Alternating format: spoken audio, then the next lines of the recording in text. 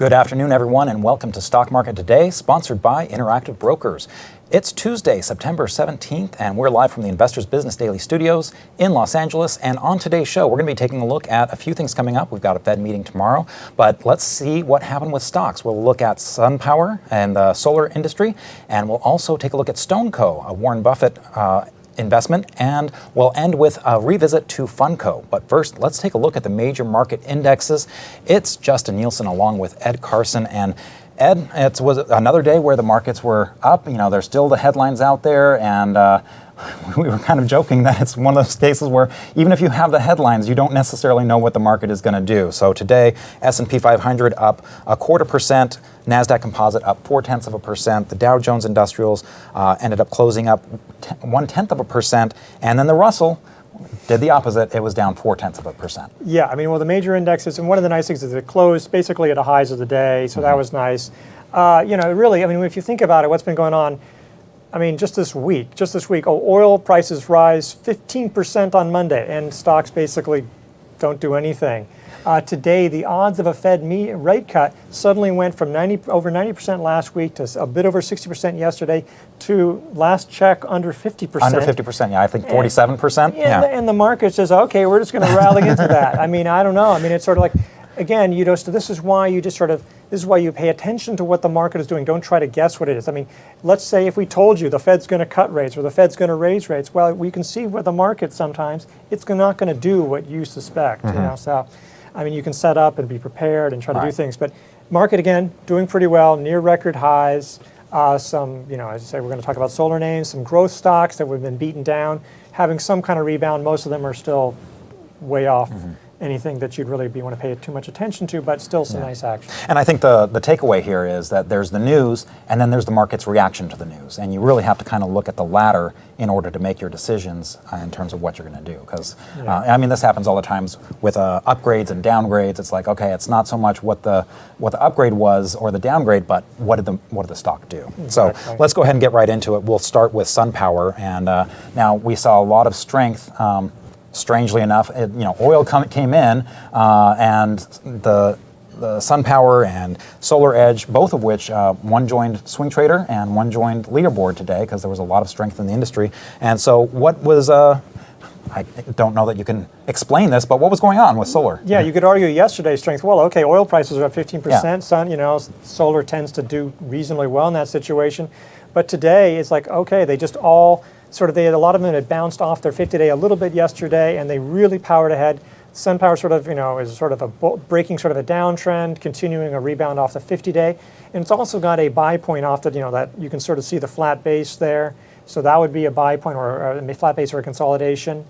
First Solar looks a lot similar to that. Solar Edge is sort of a breaking of the downtrend. It doesn't really have a base right now, but they're all acting really well. It was the top group of the day. And hey, this is the trend is your friend, and solar has been really hot. Yeah, and this is not one of those that like came out of nowhere. That's been one of the top industry groups for a while now. I mean, just looking back for the last 8 weeks, it's been in the top 3. It's just been jostling between number 1, 2, and 3. That whole time. Yeah, and this was the group that really didn't break down. When you think about that had been strong the whole time. Okay, let's take a look at StoneCo, and we've written about this a little bit. Of course, this gets a lot of attention as being a Warren Buffett investment, but this is down in Brazil, right? And you've got PagSeguro and StoneCo payment processors, right? What's going on with StoneCo? Well, StoneCo just had a really strong day. It's interesting. Some of the U.S. ones, Visa, MasterCard, PayPal, they may have been up a little bit, but they weren't really doing anything special. StoneCo sort of clears a little consolidation there, but it's got actually a consolidation within a larger consolidation. It had a failed breakout before, and it's setting up again. Both StoneCo and PagSeguro, they came public in 2018. They're both on the IBD 50. PagSeguro has had the better run this year, but they're both really interesting. I mean, Brazil's the biggest economy in South America. It's doing reasonably well. There's questions about, if there's going to be spillover from Argentina, but Brazil's doing really well, so this is something that people should be paying attention to. Okay, and let's go ahead and unfortunately end on a little bit of a sour note. We had Funko. Now this is one that Ken and I were taking a look at off of a strong breakout last week, and today, not so good. No, and this was they announced that they're going to sell 4 million shares, I believe. The majority holder right now, I don't think there'll be a majority holder after this, but I think the name is Acon.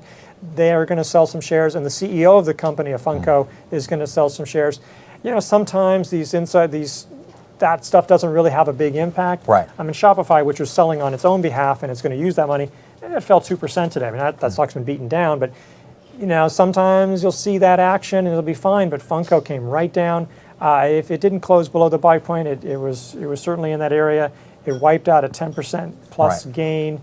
So that's a pretty strong sell signal in by itself. And one of the things that Ken and I were talking about is, you know, this is a less liquid name, let's say. You know, it is on the lower side of liquidity. The float is only 9 million shares. So when you have that little supply, and what did you say, 4 million? You're adding 4 million? I mean, that's quite a bit in terms of percentage-wise. Yeah, and that's really something you should be. I said 4 million, and I don't have the percentage offhand, but that's really something you should be looking at when you see these stock sales. Because if it's 4 million and it's Apple and they've got 15 billion shares, that's nothing. It's like, oh, who cares? I mean, nobody will even notice that. But yeah, with Funko, 4 million shares really a big deal, and that could be fairly dilutive to earnings. You know, you imagine just a lot of things. Yeah, and so it does have 31 million shares outstanding. It's just the float is very small on this one. So, okay, that's going to do it for us today. A couple things to keep in mind. We actually just finished our ETF webinar. I was joined with Mike Webster on that, and so while that is done, you can get an archived version of the webinar talking about the ETF playbook, and that is available probably in about 24 hours. We also have investing strategies that will be dropping soon, any minute now. That's at www.investors.com/investing strategies, and that's Allie at the NASDAQ in New York. And then also make sure to follow us on all of our social media platforms. We are on Facebook, Instagram, YouTube, and Twitter, and you can engage with us on any of those social media platforms. Thanks a lot for watching today, and we will see you back here tomorrow.